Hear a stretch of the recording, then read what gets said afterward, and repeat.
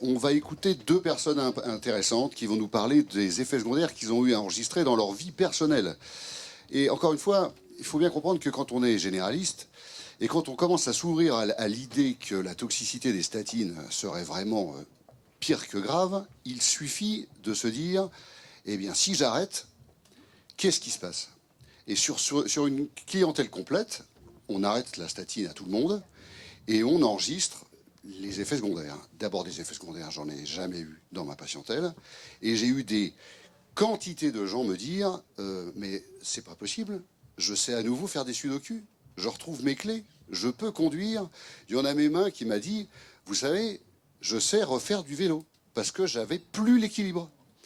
Et alors évidemment, quand on est âgé, quand on a de l'arthrose cervicale, quand on a toutes les raisons d'avoir des vertiges, on ne va pas aller chercher le médicament anti-cholestérol qui prend depuis des années pour dire ah ben, c'est ça qui te fait plus faire du vélo. Et en 3 semaines de temps, on voit un nettoyage des symptômes qui est absolument hallucinant. Et le nettoyage symptomatique, il se fait aussi dans le nettoyage de l'ordonnance. Parce qu'à la fin, ces patients-là, comme ils ont beaucoup moins de symptômes, ils ont moins de médicaments et ils sont bien plus contents. Donc,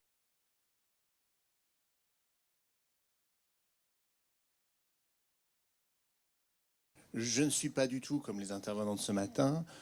Je n'ai pas fait une scolarité décousue, au contraire, très classique, grandes écoles, etc. Je suis chef d'entreprise, donc j'ai toutes les tares, je suis un salaud de patron.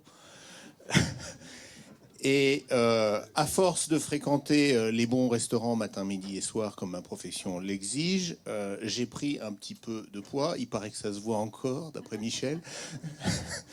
Et ce qui devait arriver est arrivé. Pour assurer mon entreprise, on m'a fait faire des tests. Dosage de cholestérol. Oh mon Dieu, oh mon Dieu, oh mon Dieu, vous allez défaillir dans les 6 mois. Il faut d'urgence prendre des statines pendant le restant de votre vie. Je dois avouer que ça m'a assez perturbé.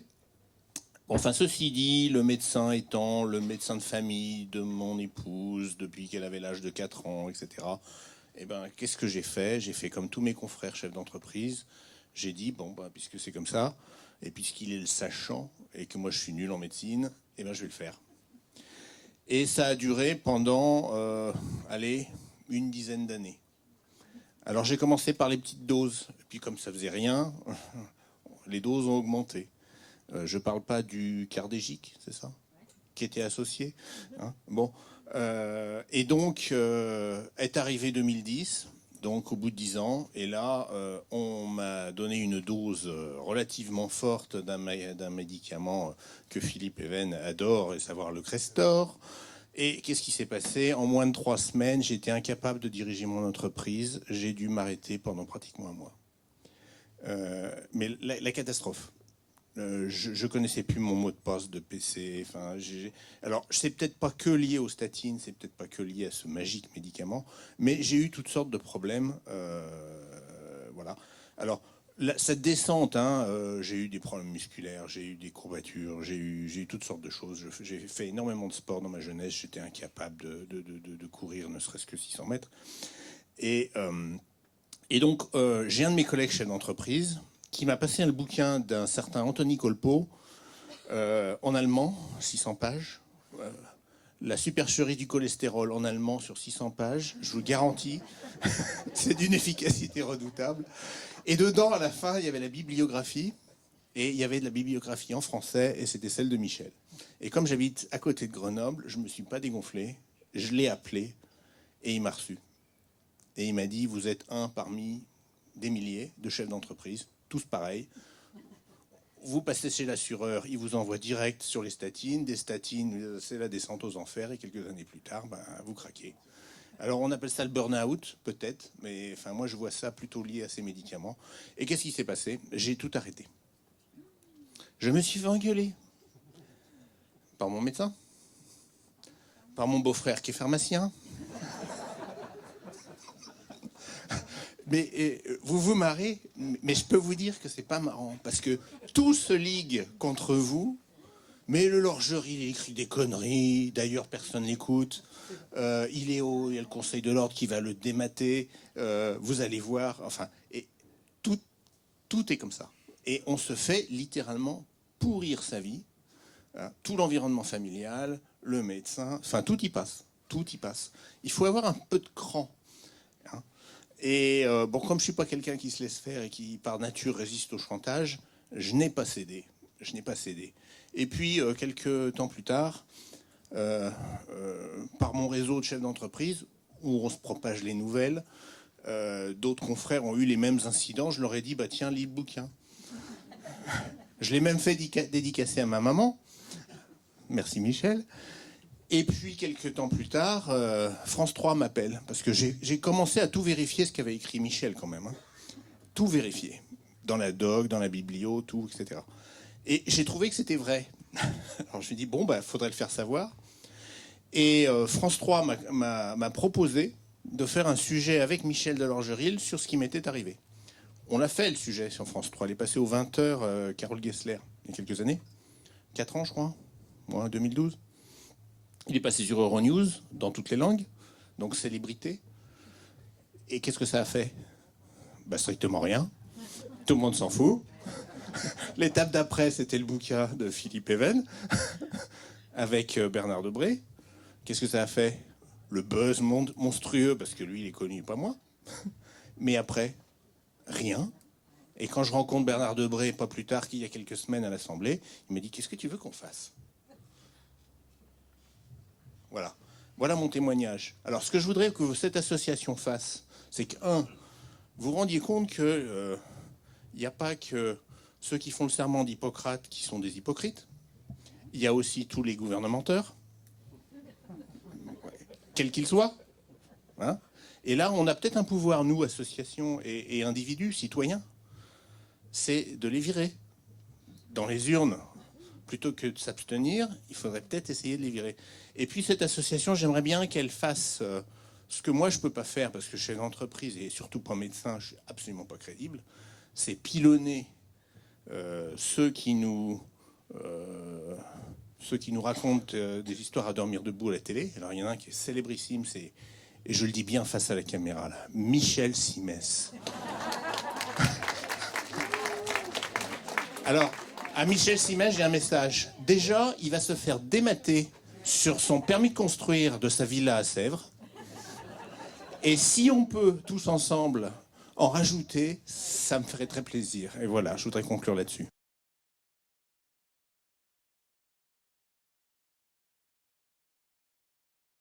Donc, je vous explique un peu. Moi, j'ai 60 ans. Je suis extrêmement sportif, vraiment très très sportif, et beaucoup de VTT, planche à voile et musculation. Bon, voilà, merci. Et donc, il y a 5 ans, j'avais repris le VTT après une trêve hivernale, parce que l'hiver, je suis un peu feignant, il fait froid et tout, donc bon, j'y vais pas trop. Je reprends le VTT, et puis j'étais en plein échauffement, puis je démarre tranquille et tout, puis j'avais des douleurs dans les avant-bras et dans les biceps. Je me dis, d'ailleurs, mon vieux Pascal, t'es un peu rouillé quand même, et tant que tu reprennes. Hein. Donc, je m'arrête un peu, la douleur se passe, je passe 1h30 de VTT dans les collines, mais vraiment nickel, sans aucun souci. Oh, je me dis, ouais, je suis vraiment rouillé et tout, il était vraiment tant que je reprenne le VTT. L'autre sortie d'après, je recommence, même douleur, même symptômes, je m'arrête, la douleur se calme, je repars, 1h30 de VTT, tranquille, mais vraiment nickel dans les collines, tout va bien. Troisième sortie, pareil. Quatrième sortie, là, c'était à pied. Même problème. Je me dis quand même, je suis un peu inquiet parce que c'est pas normal, c'est pas une crispation sur le guidon et quoi que ce soit. Donc je vais voir le médecin me dit, oula, cardiologue, oula, hospitalisation, 3 stents dans les artères coronaires. J'ai jamais fumé, cholestérol normal, pas de diabète, rien. Mes parents, mon père est décédé à 92 ans, et donc je suis sorti de l'hôpital avec une belle ordonnance, dont du Taor 80. Je dis, il faut que je suive un régime. Non, vous mangez ce que vous voulez, mais vous prenez votre pilule tous les matins. Bon, je prends ma pilule tous les matins. À l'époque, je ne savais pas. Et puis, de ce jeune quinquagénaire sportif, je suis devenu un légume. Ça veut dire que le matin, je me levais péniblement à 9h30, 10h. Je me traînais jusqu'à l'heure du déjeuner. Après le déjeuner, je faisais une sieste de 2 heures. Et le soir à 20h, je piquais du nez dans mon assiette parce que j'étais crevé. En plus, j'étais déprimé, j'ai devenu agressif, enfin, ça allait pas. Et ça s'est terminé au bout de 4 mois, que j'ai eu une allergie cutanée, mais alors J'avais des boutons partout sur le corps. J'ai inquiet, je regarde la liste des effets secondaires du Tahor. Il y a marqué allergie cutanée avec décollement de la peau. J'ai vu ça, j'ai dit, oh là, j'arrête tout. Donc j'arrête. Bon, puis une semaine, 2 semaines, 3 semaines. Bon, l'allergie a disparu en 3 jours à peu près. Puis après, je me dis, mais c'est bizarre, mais je me sens mieux, je suis plus dynamique, j'ai envie de ressortir, de marcher, de faire plein de choses et tout. Je dis quand même, c'est bizarre et tout. Je vais voir le cardiologue. L'autre j'ai cru qu'il allait m'arracher les yeux parce que j'avais osé arrêter les statines. Il dit, mais vous voulez mourir? Je dis non, pas du tout, je voudrais vivre encore un peu, enfin, si possible. Ah non, mais vous allez mourir. Je dis, donc, c'est vraiment culpabilisant. Alors, je me dis, bon, il me dit, on va vous changer de molécule, vous allez voir, ça va aller mieux. Et si vous êtes déprimé, on vous donnera des antidépresseurs. Je me dis, attends, antidépresseurs, médicaments pour me réveiller le matin, somnifères pour dormir la nuit, et puis les boutons aussi, enfin bref. Enfin, je prends, donc il me donne du Crestor 10, je crois que c'est ça. Crestor 10. Et puis là, donc, je suis très vigilant, j'examine les symptômes, je me dis, ouais, je recommence à plonger, je commence à devenir dépressif, plus envie de rien et tout. Il commence à me gonfler, excusez-moi, j'arrête. Comme c'est pas que je voyais mon cardiologue tous les 3 mois, je retourne le voir. Ah, j'ai cru qu'il allait me sauter dessus et m'étrangler. Il s'est mis à bafouiller, presque il hurlait. Enfin bon, sinon je ne prendrais pas de statine.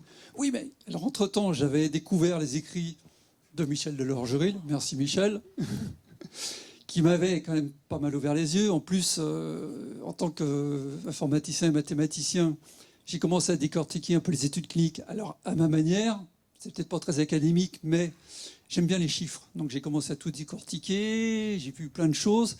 Je me suis dit, mais les statines, c'est de la foutaise. Je dis, c'est pas du tout efficace, ça sert à rien. Donc j'ai tenu bon, je suis mis au régime méditerranéen.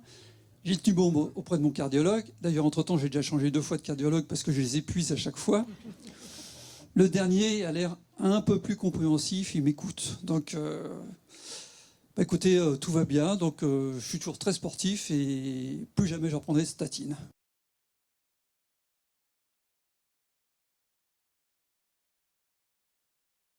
Une dernière chose, vous voyez, on s'aperçoit quoi? Que tout le monde s'est trompé de bonne foi. C'est-à-dire que quand on entend Michel Delorgeril dire « à l'époque j'aimais les statines et j'ai compris que c'était le contraire qu'il fallait penser », et quand un généraliste, un cardiologue, des patients, on a tous la possibilité de changer notre avis, ça n'est pas grave. Et c'est peut-être un angle pour attaquer vis-à-vis des gens qui ont peur de changer d'avis et qui ont peur qu'on les juge. Mais on les juge quand ils s'obstinent dans l'erreur.